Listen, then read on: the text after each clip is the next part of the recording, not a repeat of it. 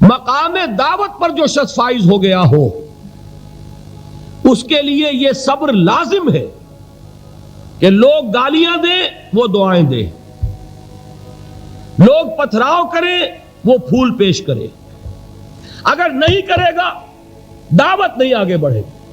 اچھی طرح سمجھ لیجیے، یہ جو قانون ہے السن بالسن والعین بالعین، آنکھ کا بدلہ آنکھ اور دانت کے بدلے دانت اور کان کے بدلے کان، یہ قانون ہے شریعت کا۔ یہ قانون مقام دعوت پر نہیں چلتا، مقام دعوت کا قانون اور ہے، جھیلو، برداشت کرو، مارے کھاؤ، ہاتھ نہ اٹھاؤ۔ اس کا نام ہے پیسو ریزسٹنس۔ وہ میں نے کل کہا تھا نا کہ تین مجھے اصطلاحات آپ کو بتانی ہے اور اس کا مفہوم۔ تیسرے لیول پر جب آپ آ جائیں گے اقامت دین کی جد و جہد میں، اس کے لیے پہلا صبر کیا ہے؟ صبر محض۔ اب میرے پاس کوئی اور لفظ نہیں ہے ترجمہ کرنے کے لیے۔ صبر محض سے کوئی بات شاید بہت سے حضرات کی سمجھ میں نہیں آئے گی۔ صرف صبر کیا معنی؟ Passive resistance. لوگ گالیاں دیں تم دعائیں دو، لوگ تمہیں مار رہے ہو تم ہاتھ مت اٹھاؤ۔ یہ جو پیسو ریزسٹنس ہے مقام دعوت کے لیے یہ لازم ہے۔ اصل میں حضرت مسیح علیہ السلام کے جو جملے عام طور پر ہمارے ہاں مشہور ہیں، بائبل میں ہیں، ان پر ہمارے کچھ علماء فقرے چست کر دیتے ہیں کہ یہ بڑی غیر فطری تعلیم ہے، یعنی حضرت مسیح کے یہ جملے نہیں ہو سکتے، اس لیے کہ شریعت کا قانون تو یہ ہے کہ تمہارے کوئی تھپڑ مارے تو تم تھپڑ مارو۔ قصاص، وَلَكُمْ فِي الْقِصَاصِ حَيَاتٌ يَا أُولِي الْأَلْبَابِ، ہے کہ نہیں؟ اے ہوش مندو، قصاص میں زندگی ہے، بدلہ نہیں لوگے تو شریروں کی حوصلہ افزائی ہوگی۔ اس نے آج تمہارے تھپڑ مارا ہے، تم نے بدلہ نہیں لیا، کل وہ کسی اور کے لگائے گا۔ اس کو تو یوں سمجھیے نا کہ عادت پڑے گی۔ پھر معاشرے کی درستی کے لیے ضروری ہے کہ بدلہ ہو۔ ایک تھپڑ اس نے لگایا ہے تو تھپڑ اس کے لگے تو اس کے بھی 14 طبق روشن ہو، تاکہ کسی اور کو تھپڑ مارنے کی ضرورت اس میں نہ ہو۔ یہ صحیح ہے کہ معاشرے کی درستی اسی میں، لیکن جو دعوت کا معاملہ ہے بالکل جدا ہے، اس کے قانون اور ہے۔ حضرت مسیح کے الفاظ کیا تھے یا نہیں، بہرحال انجیل میں یہ ہے، اور میں جو بات عرض کر رہا ہوں یہ ہے کہ وہ بالکل صحیح ہے۔ مقام دعوت کے دوران یہی طرز عمل صحیح ہے، اور یہی طرز عمل محمد الرسول اللہ نے صلی اللہ علیہ وسلم اپنے ساتھیوں کو تلقین فرمایا۔ وہ کیا ہے؟ وہ الفاظ جو ہے انجیل کے وہ یہ ہیں کہ اگر کوئی تمہارے داہنے گال پر تھپڑ مارے بایاں بھی پیش کر دو، اگر کوئی تمہارا چغا لینا چاہے نالش کر کے تو تم اس کو کرتا بھی اتار کے دے دو، اگر کوئی تمہیں بیگار میں 1 کوس لے کے جانا چاہے تم 2 کوس اس کے ساتھ جاؤ۔ اس پر کہا گیا کہ یہ بڑی غیر فطری تعلیم ہے۔ یقیناً قانون کے اعتبار سے غیر فطری ہے، دعوت کے اعتبار سے یہ لازمی ہے۔ یہی دعوت کا یہی قانون ہے جو 12 برس تک مکے میں محمد الرسول اللہ نے نافذ کیا۔ صحابہ کو کیا حکم تھا؟ تمہیں کتنا ہی مارا جائے تم جواب میں کوئی کارروائی نہیں کر سکتے۔ نو ریزسٹنس، نو ریٹیلیشن۔ ریزسٹنس تو ہے، پیسو ریزسٹنس۔ ریزسٹنس کیا ہے؟ کہ پیچھے مت ہٹنا۔ وہ سارا دباؤ کیوں دے رہے تھے کہ تم اپنا تعلق منقطع کرو محمد سے صلی اللہ علیہ وسلم، تم توحید کو چھوڑو، اپنے آبائی دین میں آؤ۔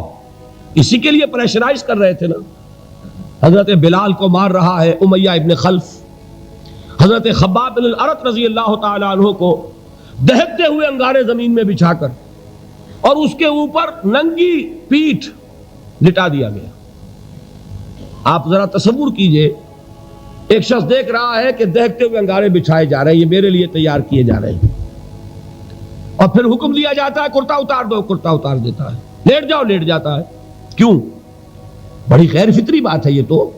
اسے ہاتھ پاؤں مارنے چاہیے۔ ایک آدمی ڈیسپریٹ ہو جائے تو آپ کو معلوم ہے اس کے اندر طاقت بہت آ جاتی ہے۔ اسے نظر آ رہا ہو کہ مجھے تو بھون دیں گے، کباب بنا دیں گے، تو اگر اسے اجازت ہو 2-4 کو مار کر مرے گا۔ اجازت نہیں۔ محمد نے ہاتھ باندھ دیے صلی اللہ علیہ وسلم، تمہیں اجازت نہیں ہاتھ اٹھانے کی۔ یہ بعد میں سورہ نساء میں یہ الفاظ نازل ہوئے کہ اے مسلمانوں، ایک زمانہ یہ تھا کہ تمہیں حکم تھا کفو ایدیکم، اپنے ہاتھ بندھے رکھو، you are not allowed to retaliate, ڈٹے رہو، جمے رہو، کھڑے رہو، صبر کرو، جھیلو، برداشت کرو، پیچھے نہ ہٹنا، نہ محمد کے دامن کو چھوڑنا صلی اللہ علیہ وسلم، نہ توحید کا دامن چھوڑنا، لیکن ہاتھ اٹھانے کی اجازت نہیں۔ بتائیے کہاں گیا قانون؟ قانون تو یہ ہے کہ بدلا لو، لیکن وہ قانون تو اس وقت نافذ ہوگا جب انقلاب آ جائے گا، اسلامی حکومت قائم ہو جائے گی، تب آئے گا نا قانون۔ ابھی مرحلہ ہے انقلابی عمل کا، ابھی تو انقلاب لانا ہے، اسلامی حکومت قائم کرنی ہے۔ اس پروسیس کے تقاضے کچھ اور ہیں۔ اس میں جو پہلا مرحلہ ہے وہ پیسو ریزسٹنس کا ہے، صبر کا۔ یہی وجہ ہے، دیکھیے مکی صورتوں میں خود نبی اکرم صلی اللہ علیہ وسلم کو اتنے مختلف پیرایوں میں صبر کا حکم دیا گیا۔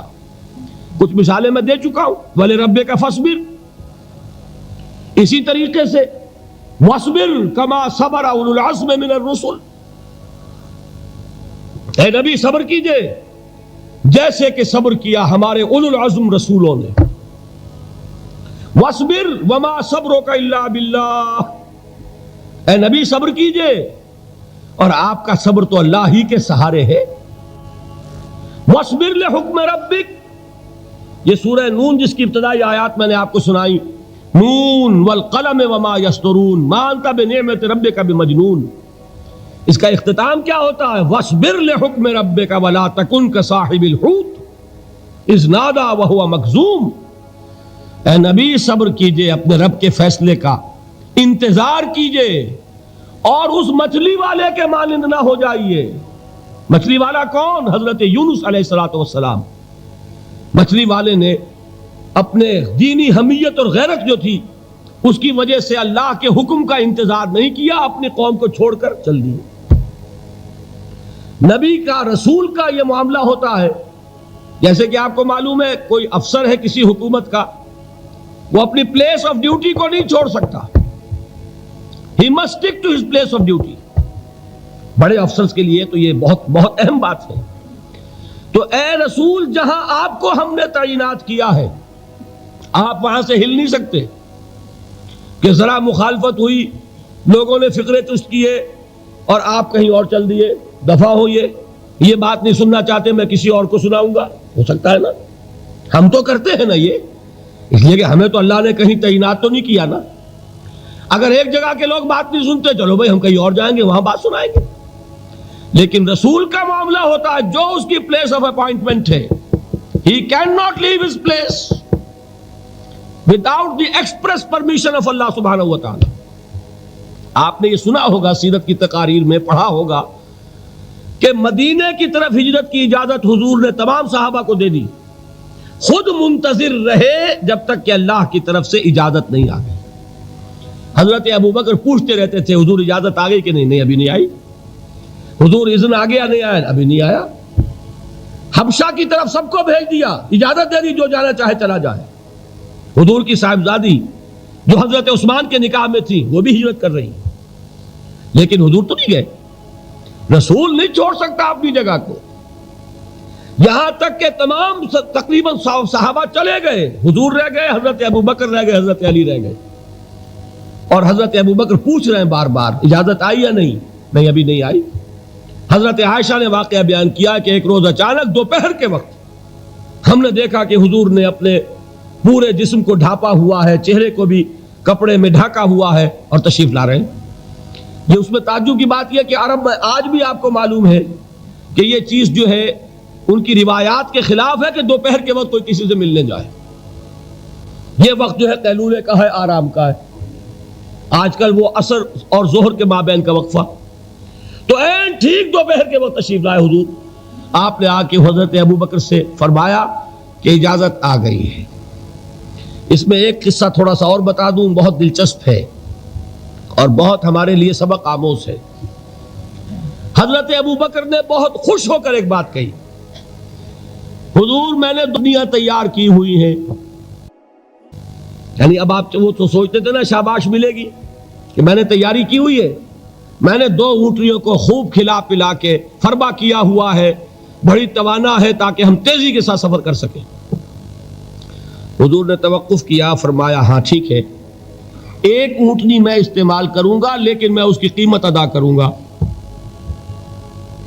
حضرت ابو بکر کی آنکھوں میں آنسو آ گئے، روتے ہوئے کہا حضور مجھ سے یہ مغایرت، کیا یہ جان اور مال کسی اور کے لیے ہے؟ آپ مجھ سے بھی کہہ رہے ہیں میری اونٹنی جو ہے وہ بھی بلا معاوضہ آپ قبول نہیں فرما رہے. یہ ہے محمد الرسول اللہ کی غیرت اور حمیت کا معاملہ. ہمارا معاملہ جو ہے دین کی دعوت و تبلیغ کے اعتبار سے بالکل کچھ مختلف بنا ہوا ہے. اسی لیے وہ عزت نہیں، وہ وقار نہیں. یہاں یہ حال ہے کہ حضور کے خسر ہیں، جان نثار ہیں، یار غار ہیں، سب کچھ ہیں، لیکن وہاں بھی یہ معاملہ ہے کہ ٹھیک ہے اونٹنی کی میں قیمت ادا کروں.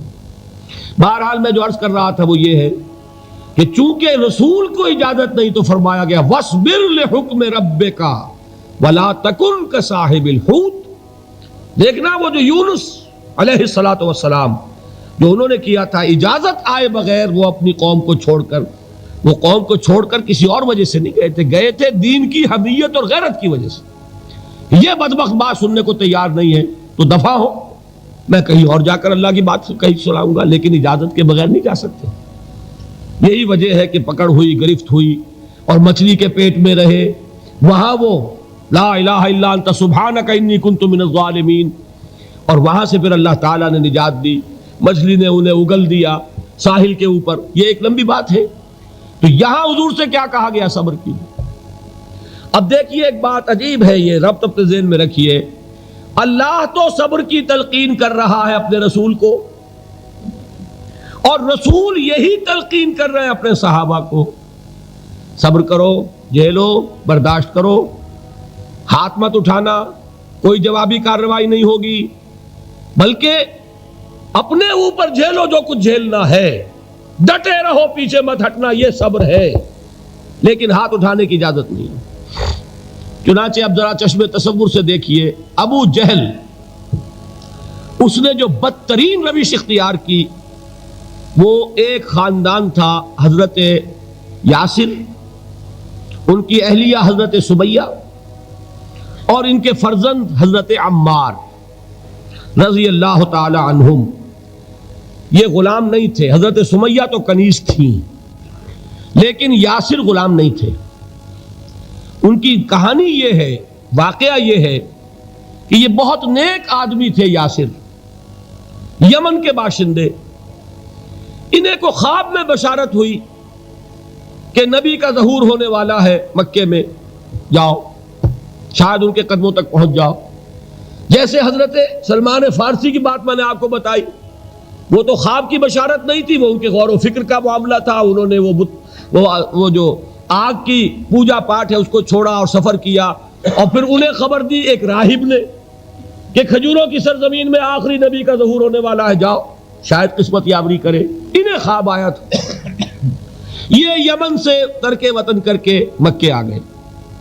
ابو جہل کا ایک چچا تھا، بہت شریف النفس انسان، اس کے ساتھ معاہدہ کیا حلیف بن کر، اور وہ مکے میں رہنے لگے. اس لیے کہ یہ نوٹ کر لیجئے، مکہ اس وقت ایک قبیلے کا شہر تھا، صرف قریش. یا قرشی رہ سکتا تھا وہاں، یا قرشی کا حلیف. اگر کسی کے ساتھ اس کی، جیسے آپ کو معلوم ہے یہاں کاروبار وغیرہ کرنے میں سعودی عرب میں شراکت جو ہے وہ کسی لوکل سعودی کے ساتھ ہوگی تو آپ کر سکتے، وہ کفیل ہے، ورنہ آپ کچھ نہیں کر سکتے. اسی طرح کی بات وہاں تھی کہ اگر تو کسی قرشی نے آپ کو امان دی ہوئی ہے تو آپ رہ سکتے ہیں مکے میں، ورنہ نہیں. یا تیسرے قرشی کا غلام، غلام تو ملکیت ہی ہے اس کی، جیسے بھیڑ بکری ہے کسی قرشی کی، اسی طرح اس کے غلام ہے. یہ 3 کیٹیگریز تھی انسانوں کی مکے میں. اسی کو نوٹ کیجئے کہ جو بیچارے غلام تھے وہ سب سے زیادہ ستائے گئے، اس لیے کہ غلاموں کے تو حقوق ہی کوئی نہیں تھے. ان کو تو اگر کوئی شخص اپنے غلام کو ذبح کر دیتا تھا تو بھی کوئی پوچھنے والا نہیں. بالکل ایسے ہی ہے نا، آپ کی بکری آپ نے ذبح کی، گوشت کھا لیا، کوئی آپ سے کوئی پوچھ سکتا ہے؟ جب ملکیت ہے، آپ کی بکری آپ کی تھی، آپ نے ذبح کر دی. غلام آپ کی ملکیت تھا، آپ نے ختم کر دیا. کوئی اس میں جرم نہیں، کوئی باس پرس نہیں. یہ تھا حال غلاموں کا.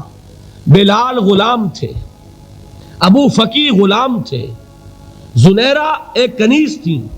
ان کو جو ماریں پڑی ہیں اس کا آپ کو معلوم ہے. حضرت بلال کے ساتھ جو کچھ امیہ ابن خلف نے کیا، کہ جس طریقے سے کہ حیوانوں کی لاشیں جو ہے کھینچ کر گھسیٹ کر لے جائی جاتی ہیں، ان کی گردن میں رسی ڈال کر گھسیٹتے، اسی طریقے سے حضرت بلال کے گردن میں رسی ڈال کر ٹھیک دوپہر کے وقت مکے کی سنگلاخ گلیوں کے اندر گھسیٹا جاتا تھا.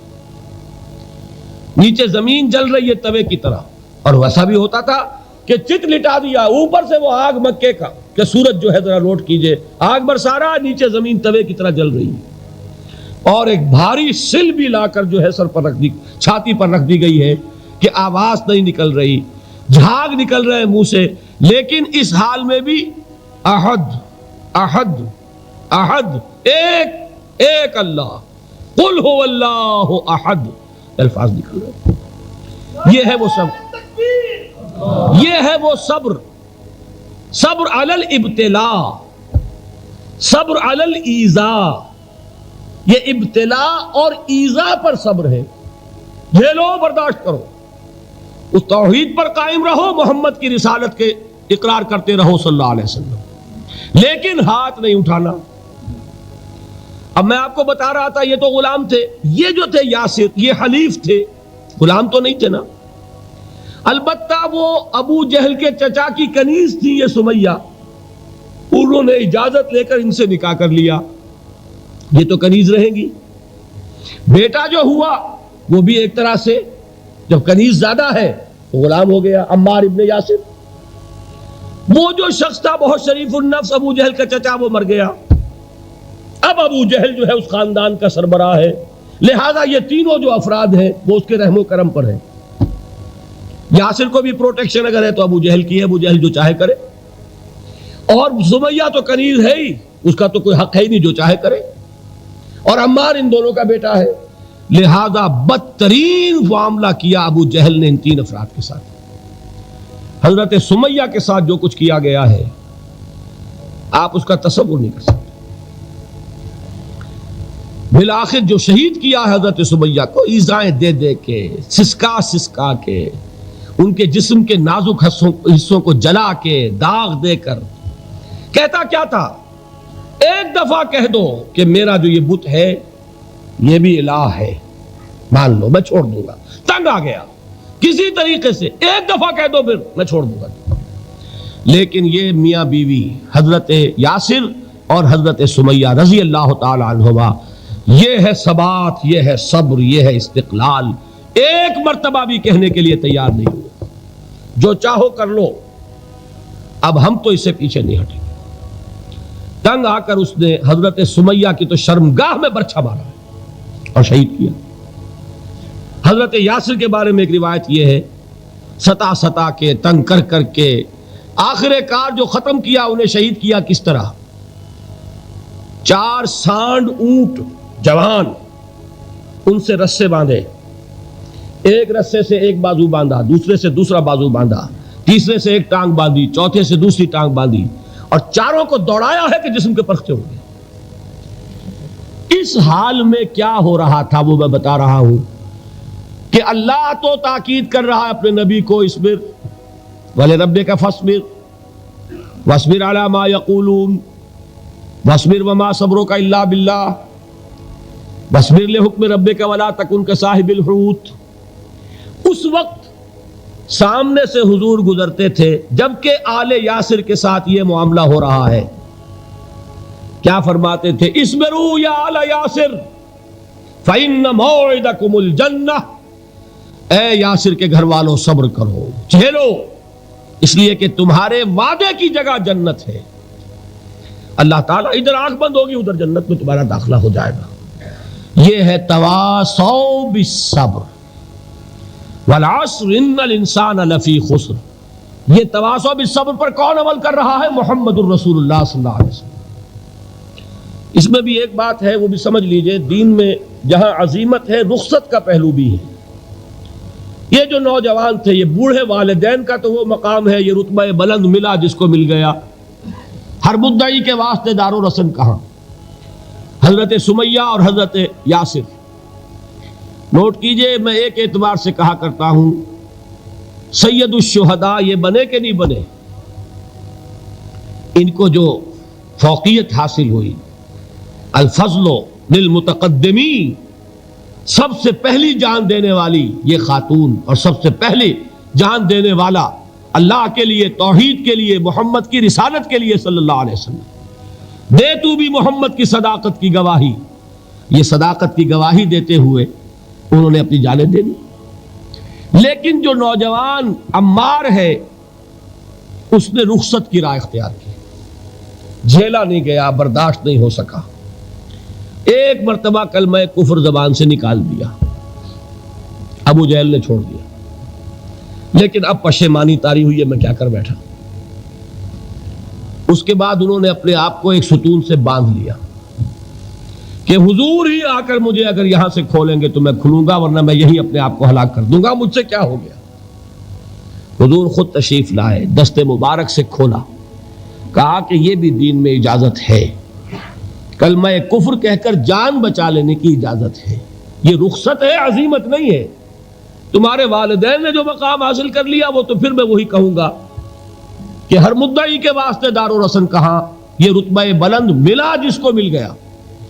البتہ دین میں یہ ہے، آیت بھی ہے قرآن مجید کی، وَقَلْبُهُ مُطْمَئِنٌ بِالْإِيمَانِ، دل ایمان پر جمع ہوا ہو، کسی وقت محض جان بچانے کے لیے کلمہ کفر کہہ دینا، دل پر کوئی آنچ اس کی نہ آ رہی ہو تو اس کی اجازت ہے۔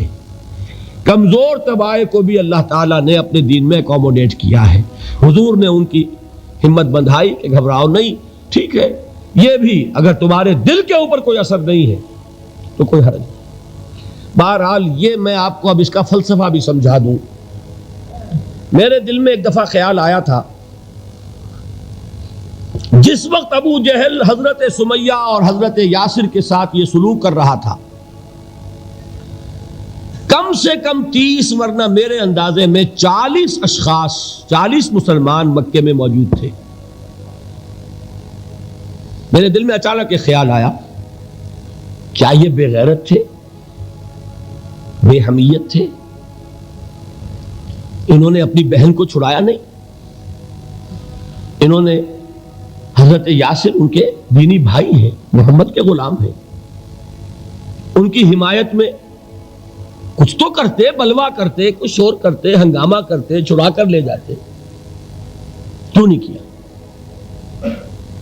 اچانک خیال آیا، نعوذ باللہ ثم نعوذ باللہ، نہ بے غیرت تھے نہ بے حمیت تھی، اصل بات یہ کہ حضور کی اجازت نہیں، کیا کریں؟ خون کھول رہا ہے، سینوں میں جوش ہے، لیکن اجازت نہیں۔ یہ ہے ڈسپلن کی وہ تربیت جو محمد رسول اللہ نے دی۔ دیکھیے، جوش میں آ کے حملہ کرنا یہ اور بات ہے، خون کھول رہا ہو اور پھر اپنے آپ کو تھامنا یہ زیادہ مشکل کام ہے۔ جب خون کھولتا ہے آدمی جو جان کی پرواہ نہیں ہوتی۔ بدر میں جو ہوا ایک واقعہ ایک دفعہ سن کر جھجری آتی ہے، لیکن واقعہ یہ ہے کہ جب جنگ کی حالت میں اشتعال ہوتا ہے اور خون کھول رہا ہوتا ہے وہ چیزیں آسان ہوتی ہیں۔